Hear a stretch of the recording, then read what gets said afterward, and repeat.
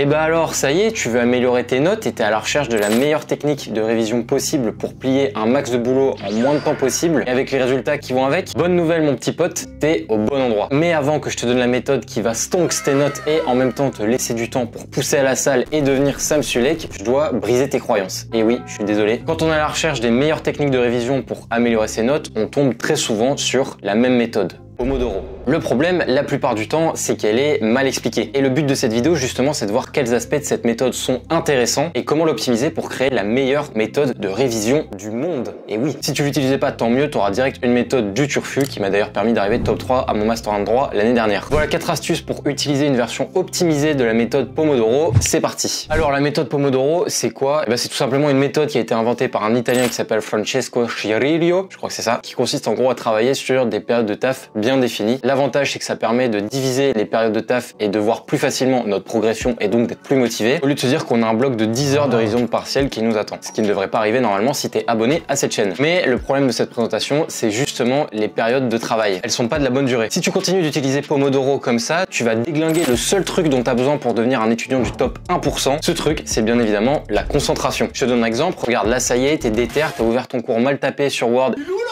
Et tu commences à faire des flashcards, mais hop, petite pause Pomodoro de 5 minutes. Tu prends ton tel, tu commences à scroller et tu te dis que tu reprendras dans 5 minutes, ce qui bien évidemment n'arrive jamais. Tu te retrouves sur TikTok au bout d'une demi-heure. Ah, ça me tabasse. Et puis tu te rends compte que t'as flingué le planning de révision de ta journée. Je sais même pas si t'en avais un d'ailleurs. T'as compris, si dès que t'es focus, tu te fous une interruption de 5 minutes, t'arriveras jamais à atteindre le One Piece, le goal ultime de toutes les personnes en quête de productivité. Le seul truc qui te manque pour devenir un gigachat de la fac, le flow state. Oui, exactement, qu'on appelle aussi deep work. En fait, c'est un état où on est tellement concentré sur ce qu'on est en train de faire qu'on se rend pas compte du temps qui passe. Quand tu fous des pauses de 5 minutes tout le temps, bah, ça t'empêche vraiment d'atteindre cet état de flow. C'est pour ça que je te conseille dans un premier temps d'ajuster tes périodes de travail pour pouvoir atteindre plus facilement cet état de flow et bosser 2 fois plus vite. Donc perso, quand je me mets à bosser, je taffe minimum 1h30. C'est la durée d'un cycle ultradien calé sur notre horloge biologique avec mon big casque à réduction de bruit pour être tranquille et pas entendre les autres étudiants de la BU qui sont en train de stresser à savoir quel sera le prochain sujet de l'examen, alors qu'il ferait mieux de passer ce temps-là à réviser pour être prêt pour tous les sujets. Et je prends des pauses d'environ 20 à 30 minutes. Je te dis juste après ce que je fais pendant ces pauses. Quand je travaille le midi, évidemment c'est plus long, je me pose environ 1 heure devant une vidéo de Théo Lyon ou de Alex Hormozy, 2 youtubeurs que je vous recommande. Bon, maintenant que c'est fait, c'est bien beau d'avoir bloqué ton temps de travail, mais il reste le plus important. Qu'est-ce que tu vas bien pouvoir foutre pendant cette période de travail? C'est là qu'il va falloir être ultra précis mon coco, en utilisant la technique de la priorisation.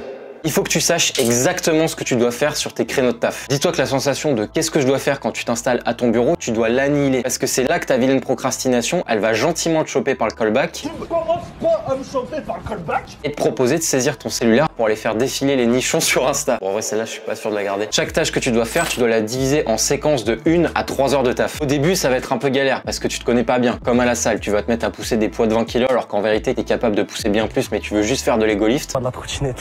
Mais tu vas voir, avec le temps, ça va venir. Par exemple, si tu as une dissertation à rendre, tu dois découper chaque séquence de ta dissertation pour savoir exactement ce que tu dois faire à chaque période. Je t'ai fait un petit programme pour te donner un exemple, tu peux prendre un screenshot, mais si jamais tu veux que je te fasse ton organisation sur mesure, bah à ce moment-là, tu cliques sur le lien en description et tu réserves un appel avec moi. Alors évidemment, il y a 90% de chances que ça se passe jamais comme ça. Et c'est pas grave, l'objectif c'est juste qu'à la fin de la journée, t'aies fini cette putain de dissertation pour pouvoir mater la dernière vidéo gratuite de Yomi Denzel en 1h30 où il t'explique comment monter une boutique e-commerce pour devenir millionnaire. Je rigole, hein, j'adore Yomi et j'écoute tous les sans permission, je vous conseille. Regardez, c'est un très bon podcast. Bon là je suis un peu à la bourre, il me manque 3 épisodes. Bon par contre, vraie question, comment tu fais pour que tes pauses elles se transforment pas en marathon TikTok? Bah déjà commence par bloquer tes applis sur ton tel mon petit pote avec un code que tu donnes à quelqu'un donc toi tu le connais pas et tu peux pas accéder à tes applis sur tes périodes de taf. Comment tu veux devenir millionnaire et choper un max de gonzesse si t'as pas bloqué tes applis avec un code temps d'arrêt sur iPhone? Oui parce que si t'as un autre téléphone tu peux pas devenir millionnaire, je suis désolé. Bon je te parle d'être millionnaire mais je déconne, si tu veux être ultra productif, le repos c'est tout aussi important que le travail. Donc c'est pour ça qu'on va voir ensemble que faire pendant tes pauses. Le truc c'est pas de se faire aspirer par la pause et retourner dans la procrastination. Donc voilà 6 trucs que tu peux faire pour optimiser tes pauses. Yes mon gars, on va prendre des pauses optimisées pour te rendre plus intelligent que tu ne l'es déjà. L'objectif ça va être de te defocus. Il n'y a pas vraiment de terme approprié en français, mais en gros là t'as bossé 1 heure sur un truc hardcore qui t'a demandé beaucoup de concentration, bah là faut que tu laisses ta concentration se recharger. Faut que t'évites d'utiliser ton cerveau. 1. Tu peux faire des pompes, ça marche bien, en plus il caille en ce moment. 2. Boire une boisson chaude, infusion, déca, comme tu veux. Tu peux même prendre un café s'il est pas trop tard pour pas perturber ton sommeil. 3. Passer le salam à ton petit chien ou à ton petit chat, ça fait du bien. En vrai moi je kiffe aller voir Looping quand je prends une pause. D'ailleurs venez on va voir s'il est là. Allez on va aller voir le loup. Ah oui il est là, il est trop mignon. Bon, en vrai là il me regarde comme ça parce qu'il a envie de manger. Hein. 4. Méditer. Tu peux le faire, même si moi en vrai je trouve ça assez chiant. Je le fais déjà le matin, je préfère faire une petite sieste. 5. Discuter. Alors vraiment que c'est mon truc préféré. On révise souvent ensemble avec ma copine et on a tendance à beaucoup discuter pendant nos pauses. Ou sinon je descends voir mes parents quand ils sont là. Et enfin 6. J'ai pas assez de doigts. Manger un truc. Alors évidemment pas un gros tacos XXL, mais plutôt quelque chose d'assez healthy comme une banane ou un gros bol de skyr allégé en matière grasse. Bon ça y est, tu viens de terminer ton premier cycle Pomodoro optimisé 2024. Bravo mon petit pote. Et maintenant le plus dur, comment retourner au combat, comment se remettre à taffer. Et bah t'appelles Benoît Saint-Denis. Lol, non. Pour ça il y a un glitch ultime qui s'appelle la gamification. C'est un anglicisme très moche qui veut dire qu'en gros tu dois te prendre comme si t'étais dans un jeu vidéo. Sauf que là ta barre d'XP, bah, c'est le nombre de tâches que tu dois réaliser et le nombre d'heures où tu taffes. Et pour créer ton propre jeu vidéo, tu peux utiliser plusieurs trucs. Alors soit tu peux traquer tes périodes de taf avec Notion, où tu utilises des templates. Les templates que j'utilise ils sont en description. Bien sûr t'es pas obligé d'utiliser cela. Et j'utilise aussi l'application Toggle pour traquer mes heures de taf. Non pas ta gueule. Et le fait de voir chaque bloc remplir petit à petit ma journée, bah, ça me donne vraiment envie de pas lâcher pour pas couper mes périodes de taf. Et en plus avec la gamification, à la fin de la semaine, t'arrives à voir comment t'as charbonné comme un bâtard et ça c'est plutôt motivant, je dois l'avouer. Voilà, on vient de finir de customiser notre méthode Pomodoro. Un grand merci à Zach Hailey qui m'a donné l'idée de faire cette vidéo. Vous pouvez aller voir sa chaîne si vous comprenez l'anglais et si vous ne comprenez pas, c'est pas grave, vous pouvez rester abonné à cette chaîne. Bientôt, je vous montrerai comment je suis devenu bilingue même si je n'ai que le first comme certificat.